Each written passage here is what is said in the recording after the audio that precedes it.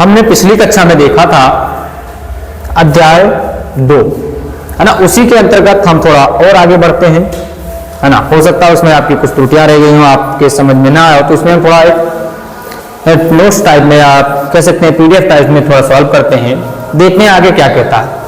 तो हमने आपको बताया था भारतीय अर्थव्यवस्था के क्षेत्रक, किसके, भारतीय अर्थव्यवस्था के क्षेत्रक। ये हमने आपको उसी दिन बताया था कि सर हमें क्या पढ़ना है, भारतीय अर्थव्यवस्था के क्षेत्रक पढ़ना है।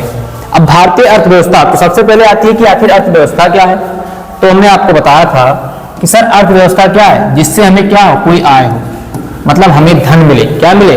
जैसे हमारे घर की अर्थव्यवस्था होती है, गरीब अमीर ऐसा होता है, ऐसे प्रत्येक देश में क्या होता है, गरीब होता है, अमीर होता है, ये सारी घटनाएं घटती है।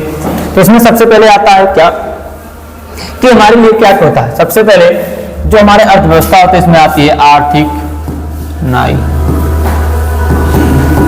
आर्थिक गतिविधियां। क्या होती हैं, आर्थिक गतिविधियां। क्या होती हैं, आर्थिक गतिविधियां। आखिर में आर्थिक गतिविधियां है क्या। तो सबसे पहले सबसे देखते हैं हम आर्थिक गतिविधियां क्या है। तो आर्थिक गतिविधियां उसे कहते हैं जिससे हमें क्या हो, कोई कार्य करें और हमें आय प्राप्त हो। क्या प्राप्त हो, आय। आय का मतलब है कि हमें कुछ धन प्राप्त हो। जैसे आप देखते हैं घर की महिलाएं बहुत सारा काम करती हैं लेकिन उन्हें आय नहीं मिलता। इसका मुख्य कारण क्या है कि घर वाले उनको कार्य को कार्य नहीं समझते, लेकिन वही पुरुष जब बाहर कार्य करता है तो उसे कुछ धन मिलता है। तो ये होता है हमारी आर्थिक क्रिया। क्या होती है, आर्थिक क्रियाएं होती है। जब पुरुष बाहर जाता है तो कुछ धन लेकर के आता है घर में, तो इसे कहते हैं आर्थिक गतिविधियां।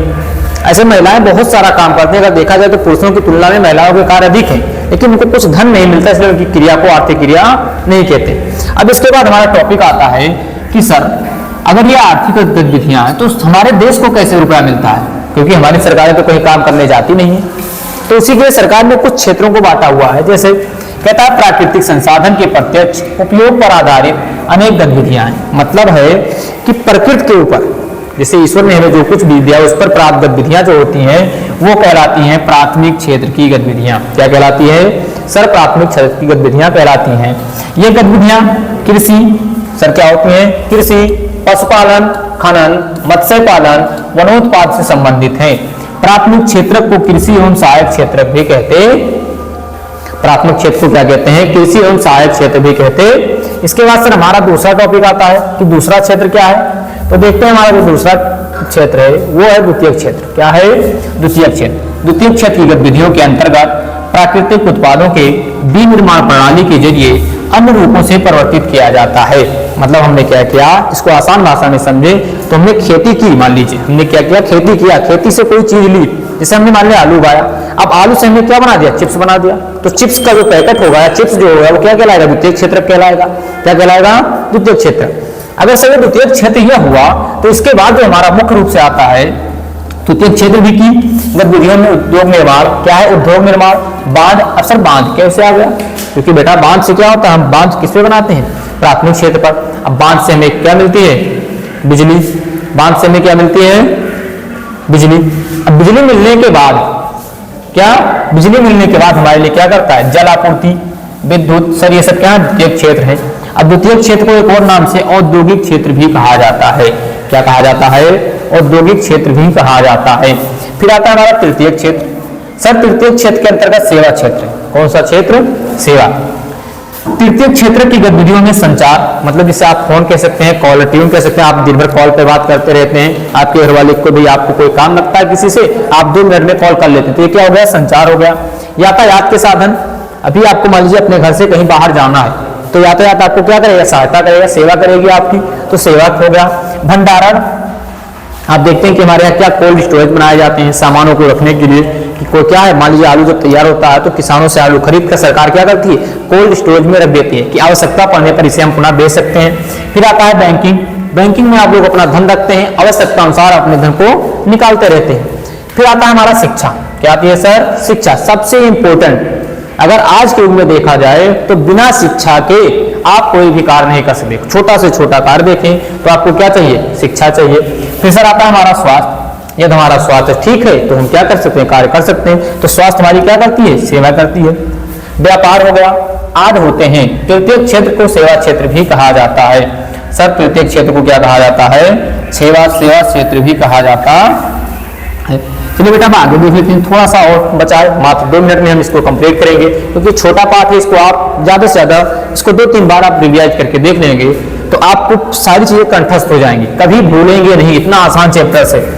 फिर कहता है प्राथमिक, द्वितीयक एवं तृतीयक क्षेत्र के विविध उत्पादन, मतलब विभिन्न प्रकार के उत्पादन कार्यों से काफी अधिक मात्रा में वस्तुओं और सेवाओं का उत्पादन होता है। साथ ही इन क्षेत्रों में काफी अधिक जनसंख्या में लोग कार्य भी करते हैं। बिल्कुल करते हैं भैया, कार्य इतना बड़ा हमारा व्यापार है, हमारी इतनी बड़ी मार्केट है भारत, इतना जनसंख्या की इतनी वस्तुओं की खपत होती है, तो वस्तुएं अधिक मात्रा में बनती हैं और इसमें इसको बनाने के लिए कुछ लोग कार्य भी करते हैं। तीनों क्षेत्रों के उत्पादनों का योगफल देश को का सकल घरेलू उत्पाद। बेटा इसे बहुत डिफिकल्ट टॉपिक है और आसान भी है, इसको आप थोड़ा आसानी से अपने शब्द में हम समझते हैं। चलिए देखते हैं क्या आता है। जीडीपी अर्थात सकल घरेलू उत्पाद, जिसे हम कहते हैं GDP, growth domestic product, sorry gross domestic product, या किसी देश के भीतर किसी विशेष वर्ष में उत्पादित सभी अंतिम वस्तुओं और सेवाओं का मूल्य होता है। अब इसको हम नेक्स्ट स्लाइड में समझ लेते हैं। भारत के संदर्भ में एक उल्लेखनीय तथ्य है कि यद्यप सकल घरेलू उत्पाद में तीनों क्षेत्रों की हिस्सेदारी में परिवर्तन हुआ है। मतलब जब भारत आजाद था तो लगभग हमारे यहाँ 100 में से लगभग 85 रुपया किससे आता था, केवल कृषि से आता था। लेकिन अब क्या है, परिवर्तन हुआ है, तृतीय क्षेत्र की सकल घरेलू उत्पाद में हिस्सेदारी लगभग 70% हो गई है। जहां हमारे पास पहले जब भारत आजाद हुआ था, कौन सा सर, थर्ड वाला, जिसे हम कह सकते हैं सर तृतीय क्षेत्र। तृतीय क्षेत्र की हिस्सेदारी बहुत कम हुआ करती थी, 5 से 10%। अब ये बढ़कर कितना हो गई है सर, 70% हो गई है सर। कितना हो गई है, 70%। संगठित क्षेत्रों में उद्यम अथवा कारस्थान आते हैं जहां रोजगार की अवधि नियमित होती है, वे क्षेत्र सरकार द्वारा पंजीकृत होते, मतलब सरकारी उद्यम, मतलब जो सरकार द्वारा क्या करें, कानूनों का पालन करें, उसे कहते हैं सरकारी उद्यम। अब हमने आपसे कहा था जीडीपी को समझेंगे, किसको समझेंगे सर, जीडीपी को, इसको कहते हैं हिंदी में सकल घरेलू उत्पाद। तो इसको हम आपके छोटे से संदर्भ में समझाते हैं। चलिए देखें, जैसे हम कहें, चलिए ये हो गया आपका, चलिए हम कहते हैं मान लीजिए कोई हमारा एक देश है, कोई क्या है, एक देश है, क्या है, देश है, हम इसको भारत ही ले लेते हैं सर। क्या ले लेते हैं, भारत को भी ले लेते हैं सर। मान लीजिए हमारा क्या है, भारत है, क्या बेटा, भारत है। अब भारत के पास मान लीजिए हम एक वर्ष में, मुख्यतः कितने वर्ष में, एक वर्ष में। अब कुछ वस्तुएं तो भारत में होती हैं, कुछ वस्तुएं क्या होंगी, भारत में बनाई जाएंगी, और कुछ वस्तुएं बाहर से आएंगी, है ना। लेकिन जीडीपी क्या होता है, भारत में निर्मित जितने भी वस्तु हैं उनका अंतिम मूल्य जीडीपी बनाता है। क्या बनाता है, जीडीपी। अब जीडीपी हुआ क्या सर, अगर हम माने तो 2021 में भारत में जितनी भी वस्तुएं बनी, 2021 में भारत में जितनी भी वस्तुएं आपकी बनी, इन वस्तुओं का कौन सा मूल्य, अंतिम मूल्य, जो मार्केट प्राइस होता है, क्या होता है, मार्केट प्राइस होता है, उसको मिलाकर के क्या बनता है, जीडीपी बनता है। और जीडीपी के मामले में आज हमारा भारत 5वें स्थान पर है। कितने पर है सर, 5वें स्थान पे। और बहुत ही जल्द ये क्या है, चौथे और तीसरे पायदान पे आने के लिए उत्सुक है ना। अगर भारत की क्या देखें, विकास दर देखें तो 7.2% है, और जो कि क्या विश्व में सर्वाधिक है। आशा करते हैं कि आपको ये लेक्चर समझ में आया होगा। यदि कोई त्रुटि रही तो कमेंट में जरूर बताएं, और चैनल को सब्सक्राइब करना ना भूलें, है ना, जिससे कि हमारा आपका साथ मिलता रहे और हम आपके लिए लगातार ऐसे वीडियोज, आपके काम की वीडियोज डालते रहें, जिससे आपको क्या सुविधा हो पढ़ने में, और आपका 2025 का पेपर अति से अति सुंदर हो और आप सभी का ज्यादा से ज्यादा बेहतर मार्क्स प्राप्त कर सकें। धन्यवाद।